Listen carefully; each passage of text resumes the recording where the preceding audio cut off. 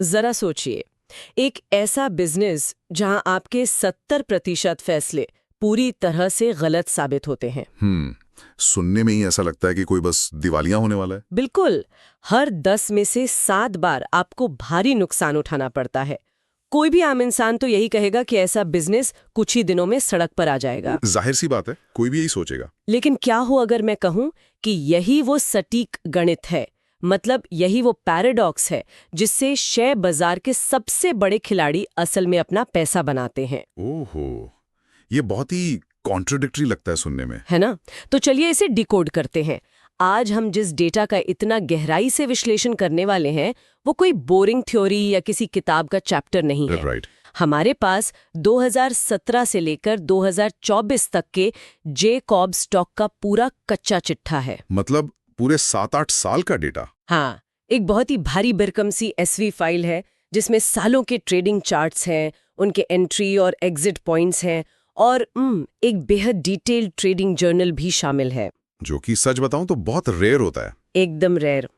तो आज हमारा मिशन सिर्फ ये देखना नहीं है कि कौन सा शेयर कब ऊपर गया या कब नीचे आया।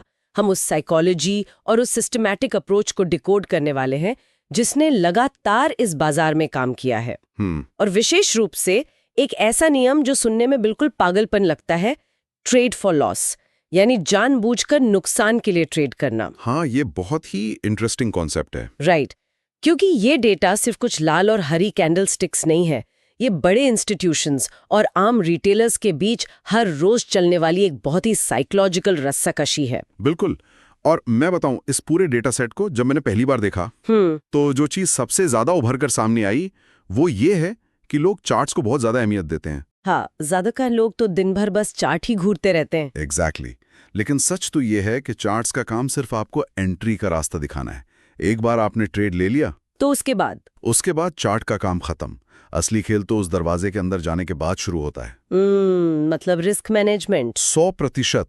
ये पूरा का पूरा डेटा हमें एक ही बात चीख चीख कर बता रहा है कि सफलता किसी जादुई इंडिकेटर से या स्क्रीन पर 50 तरह की लाइनें खींचने से नहीं आती। राइट। सफलता आती है बहुत ही बोरिंग लेकिन बेहद सॉलिड रिस्क मैनेजमेंट से। चार्ट सिर्फ एक ट्रिगर है, लेकिन उस ट्रेड में टिके रहना, पैनिक ना करना, ये पूरी तरह से माइंडसेट और मैथमेटिक्स पर निर्भर करता है। यही तो इस एनालिसिस को इतना दिलचस्प बनाता है। तो चलिए बिल्कुल बेसिक से इस रणनीति की नींव से शुरू करते हैं। ठीक है। इस पूरे सिस्टम का जो बेस है वो है इम्बैलेंस, या जिसे हम बड़े इंस्टीट्यूशंस का फुटप्रिंट कहते हैं। बिल्कुल। इसे समझने के लिए मैं एक एनालॉजी का इस्तेमाल करना चाहूंगी। मान लीजिए हम एक बहुत ही घने जंगल में हैं और हमें पता लगाना है कि हाथी कहाँ है। अच्छा। अब हम खुद तो इतने ताकतवर नहीं है कि पेड़ गिराकर जंगल में रास्ता बना सके। सही बात है। लेकिन हम ये जरूर देख सकते हैं कि कौन से बड़े बड़े पेड़ टूटे हुए हैं, जमीन पर कितने गहरे पैरों के निशान हैं और वो हाथी किस दिशा में गया है। बहुत ही शानदार एनालॉजी। शेयर बाजार में भी बिल्कुल यही होता है ना। हमारे और आपके जैसे आम रिटेल ट्रेडर्स बाजार की दिशा तय नहीं करते, ये काम बड़े म्यूचुअल फंड्स और फॉरेन इन्वेस्टर्स करते हैं। राइट, वही असली हाथी हैं। हाँ, तो हमारी रणनीति सिर्फ उन टूटे हुए पेड़ों को यानी भारी वॉल्यूम को पकड़ने की है। लेकिन डेटा में जो बात देखकर मैं सबसे ज्यादा हैरान रह गई वो क्या थी? वो ये थी कि समय के साथ इस हाथी का साइज ही बदल गया है। बिल्कुल। लेकिन 2020-21 में ये आंकड़ा 1 करोड़ हो गया, 2022 में 2 करोड़, 2023 में 3 करोड़ और अब तो और भी ज्यादा है। वही तो 2024 में 4 करोड़ और 2025 तक आते आते ये 5 से 10 करोड़ तक पहुंच गया है। बिल्कुल। मेरा सवाल ये है कि एक ही स्टॉक में इंस्टीट्यूशनल फुटप्रिंट का ये पैमाना इतना भयानक तरीके से क्यों बढ़ गया? यहाँ जो सबसे दिलचस्प बात है वो ये है कि ये सिर्फ जेकॉब के शेयर की कहानी नहीं है। अच्छा। हाँ, ये पिछले कुछ सालों में पूरे भारतीय शेयर बाजार के स्ट्रक्चरल बदलाव की कहानी है। अगर हम 2018 के समय को देखें ना, तो बाजार में लिक्विडिटी यानी पैसा काफी कम था। लेकिन फिर 2020 का कोविड क्रैश आया। वो टाइम तो सबको याद है। बिल्कुल। और उसके बाद रिटेल पार्टिसिपेशन का एक ऐसा बूम आया जो किसी ने सपने में भी नहीं देखा था। राइट, सबने अकाउंट खोल लिए थे। एग्जैक्टली। ज़ीरोधा, अपस्टॉक्स जैसे डिस्काउंट ब्रोकर्स ने टियर 2 और टियर 3 शहरों तक शेयर बाजार को पहुंचा दिया। करोड़ों नए डीमैट अकाउंट्स खुले। हर महीने हजारों करोड़ रुपए म्यूचुअल फंड्स की एसआईपी के जरिए बाजार में आने लगे। मतलब आम जनता का पैसा। हाँ, अब जरा सोचिए, जब सिस्टम में रिटेलर्स का इतना पैसा आ गया है तो 50 लाख का वॉल्यूम तो कोई भी कुछ रिटेलर्स मिलकर जनरेट कर सकते हैं। ओह, मतलब वो अब हाथी नहीं रहा, बिल्कुल नहीं। वो सिर्फ बाजार का नॉइज बन गया है। इसलिए बड़े इंस्टीट्यूशंस को अपना असली इम्बैलेंस या प्रभाव दिखाने के लिए अब बहुत बड़ी कैपिटल लगानी पड़ती है। ये तो बहुत लॉजिकल है। जो काम 2018 में 50 लाख के ऑर्डर से हो जाता था, आज उसी झटके को पैदा करने के लिए उन्हें 5 से 10 करोड़ के वॉल्यूम की जरूरत होती है। हाथी आ गया तो वो पक्का किसी भैंस को हाथी समझ बैठेगा। हाँ, और बुरी तरह ट्रैप हो जाएगा। बिल्कुल। तो चलिए मान लेते हैं कि हमने आज के हिसाब से सही वॉल्यूम यानी 5 से 10 करोड़ का इम्बैलेंस देख लिया। एक बहुत बड़ी सॉलिड ग्रीन कैंडल बन गई है। ठीक है। अब एक आम इंसान का दिमाग कैसे काम करता है? वो स्क्रीन देखता है और उसका दिमाग चिल्लाता है, अरे बाप रे, शेयर भाग रहा है, जल्दी से खरीद लो। हाँ, एकदम फोमो। राइट, जिसे हम फियर ऑफ मिसिंग आउट कहते हैं। भागती ट्रेन में दरवाजे से लटकने वाली फीलिंग। सही कहा। लेकिन यहाँ से ये चीज और भी ज्यादा दिलचस्प हो जाती है। हमारे स्रोत बताते हैं कि हाथी दिखने के बाद तुरंत उसके पीछे नहीं भागना है। बिल्कुल नहीं। ये रणनीति 15 मिनट के टाइम फ्रेम का इस्तेमाल करती है और इसका पहला और सबसे कड़ा नियम है धैर्य, मतलब पेशेंस। हमें तुरंत एंट्री नहीं लेनी है, बल्कि हमें इंतजार करना है कि रिटेलर्स कैसे रिएक्ट करते हैं। एकदम सही। और यहीं पर इस रणनीति का असली मैकेनिज्म काम करता है। वो कैसे? देखिए, जब वो पहली बड़ी इंस्टीट्यूशनल कैंडल बन जाती है ना, तो बाजार एक सांस लेता है। अच्छा। लोग प्रॉफिट बुक करते हैं या नए सेलर्स उस प्राइस को नीचे धकेलने की कोशिश करते हैं। हमें बस यही देखना है कि क्या वो सेलर्स कमजोर हैं। मतलब हम कैंडल का साइज देखते हैं। हाँ, क्या अगली कुछ कैंडल्स छोटी बन रही हैं और उनका वॉल्यूम एकदम सूख गया है? अगर हाँ, तो इसका मतलब है कि बड़ी मछली ने अपना दांव लगा दिया है और अब छोटी मछलियां कंफ्यूज्ड हैं। और इस पूरे प्रोसेस को ट्रैक करने के लिए डेटा में मूविंग एवरेजेस का जिक्र है, 10, 20 और 50 EMA। बिल्कुल। लेकिन यहाँ जो लोग सुन रहे हैं उन्हें यह समझना होगा कि ये कोई जादुई फॉर्मूला नहीं है। हाँ, कि बस लाइन ने लाइन को काटा तो खरीद लो। एग्जैक्टली। ये EMA सिर्फ डायनामिक सपोर्ट जोन की तरह काम करते हैं। जब कोई स्टॉक बहुत तेजी से ऊपर जाता है तो वो एक रबर बैंड की तरह खिंच जाता है। और इसे वापस आना ही होता है। राइट। उसे वापस अपने 10 EMA के पास आना ही होता है, जिसे हम कंसोलिडेशन कहते हैं। जब प्राइस 10 EMA के पास आके रुकता है, छोटी छोटी कैंडल्स बनाता है, तो ये इस बात का कंफर्मेशन है कि उस दिशा में विरोध करने वाले सेलर्स अब थक चुके हैं। और फिर जैसे ही इस कंसोलिडेशन को तोड़कर एक और मजबूत कैंडल वॉल्यूम के साथ ऊपर जाती है, वो हमारी असली और सेफ एंट्री होती है। और इसी 10 EMA वाले सेटअप में एक बहुत ही रहस्यमयी कॉन्सेप्ट है। हाँ, सिमिलर लो वाला। हाँ, डेटा में से सिमिलर लो कहा गया है। ये इतना सटल है ना कि अगर किसी को इसके पीछे का लॉजिक ना पता हो तो वैसे पूरी तरह से इग्नोर कर देगा। बिल्कुल। मैं इसे एक इमेजिनरी से समझाती हूँ। मान लीजिए एक रेसलिंग मैच चल रहा है। अच्छा। 15 मिनट की एक लाल कैंडल बनती है। सेलर अपनी पूरी ताकत लगा के प्राइस को नीचे धकेलने की कोशिश कर रहा है। पूरा प्रेशर बना हुआ है। राइट। लेकिन उसके तुरंत बाद जो अगली 15 मिनट की बायर की कैंडल बनती है, हाँ। उसका निचला हिस्सा यानी उसका लो ठीक उसी मिलीमीटर पर होता है जहां पिछली लाल कैंडल का लो था। एकदम सेम पॉइंट पर। हाँ, मतलब 1 पैसे का भी फर्क नहीं। ये क्या दर्शाता है? ये बहुत बड़ा सिग्नल है। बिल्कुल। ये सिर्फ सपोर्ट नहीं है, ये बायर्स का एक भयानक एग्रेशन है। बायर ने सेलर का वॉर सिर्फ रोका नहीं है, उसने वहां एक कंक्रीट की दीवार खड़ी कर दी है। वो कीमत को 1 इंच भी और नीचे नहीं जाने देना चाहते। ये चार्ट पर छपे हुए इंसानी हताशा और बायर्स की अर्जेंसी का सबूत है। मैं कहूंगा कि ये बाजार के अंदर चल रहे युद्ध का बहुत ही सटीक विजुअलाइजेशन है ना? जब सेलर कीमत को नीचे गिराने की कोशिश करता है और बायर उसे एब्जॉर्ब कर लेता है, वो भी एकदम सेम प्राइस पॉइंट पर। तो ये हमें कंफर्म करता है कि बड़े इंस्टीट्यूशंस उस लेवल को बहुत अग्रेसिवली डिफेंड कर रहे हैं। राइट। जब हम ऐसे सिमिलर लो के कंफर्मेशन के बाद ट्रेड में एंट्री लेते हैं तो वो एक हाई प्रोबेबिलिटी ट्रेड बन जाता है। लेकिन फिर से वही बात आती है। कौन सी बात?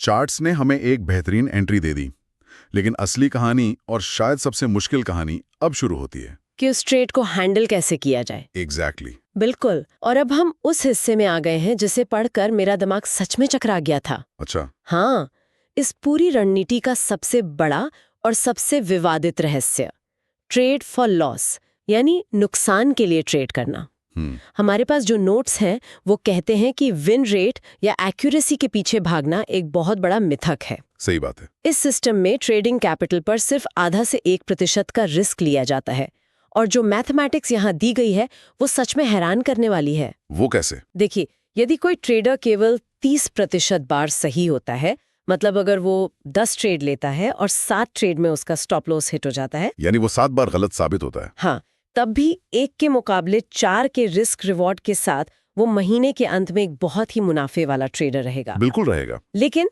यहाँ मैं एक बहुत ही मजबूत पुशबैक देना चाहती हूँ। बताइए। रुको, क्या मतलब है नुकसान के लिए ट्रेड करना? अगर कोई इंसान 10 में से 7 बार गलत हो रहा है, लगातार 7 दिन उसे स्क्रीन पर लाल रंग का लॉस दिख रहा है, तो कोई भी आम इंसान डिप्रेशन में चला जाएगा। ये तो है। उसका कॉन्फिडेंस पूरी तरह से टूट जाएगा। ये तो ऐसा है जैसे कोई जानबूझकर हारने के लिए मैदान में उतर रहा हो। ये साइकोलॉजिकली पॉसिबल कैसे है? अगर हम इसे बड़ी पिक्चर से जोड़ के देखें ना, तो ये बात उतनी अजीब नहीं लगेगी जितनी ये पहली बार में लगती है। अच्छा, कैसे? ट्रेड फॉर लॉस का असली मतलब ये नहीं है कि हम जानबूझकर खराब ट्रेड ले रहे हैं या पैसा गंवाना चाहते हैं।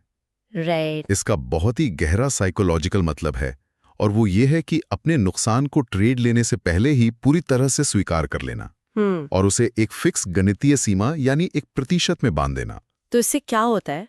देखिए, ज्यादातर लोग बाजार में इसलिए नहीं हारते कि उनका एनालिसिस खराब होता है। वो हारते इसलिए हैं क्योंकि वो नुकसान से इतना ज्यादा खौफ खाते हैं कि हार मानना ही नहीं चाहते। हाँ, ईगो बीच में आ जाता है। बिल्कुल।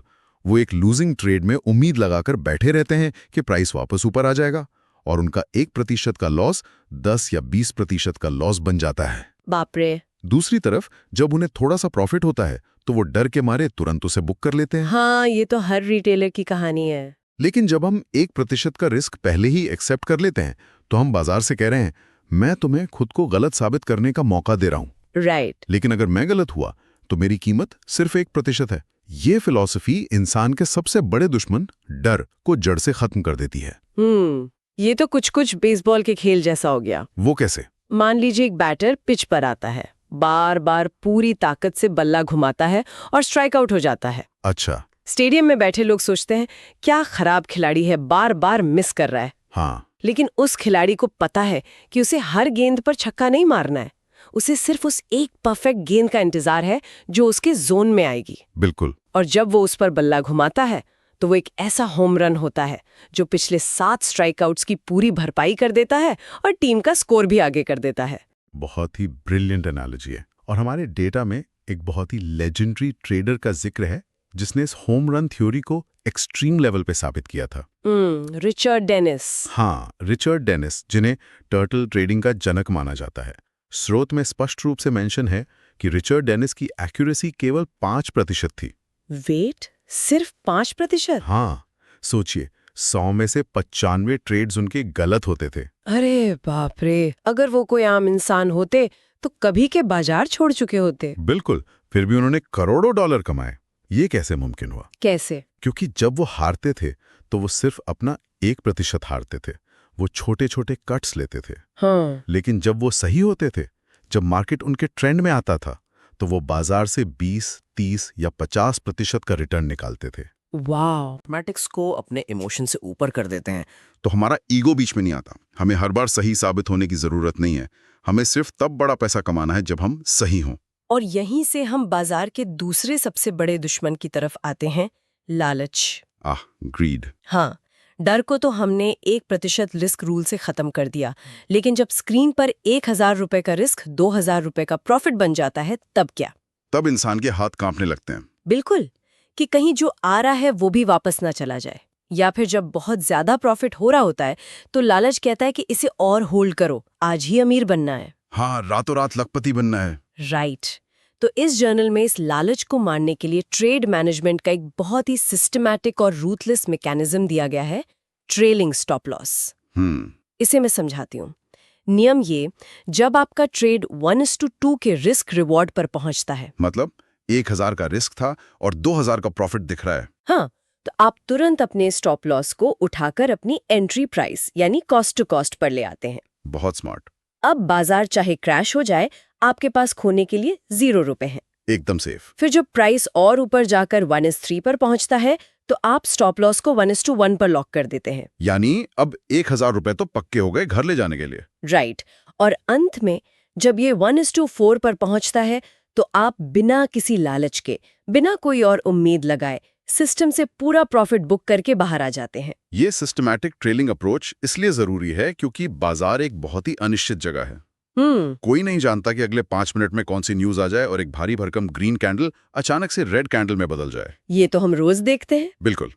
ये ट्रेलिंग सिस्टम सुनिश्चित करता है कि जो पैसा स्क्रीन पर आपका हो चुका है वो वापस बाजार के पास ना जाए। राइट। और सबसे बड़ी बात, ये आपके दिमाग को फ्री कर देता है। आपको हर टिक टिक करती प्राइस को देखकर पसीना बहाने की जरूरत नहीं है।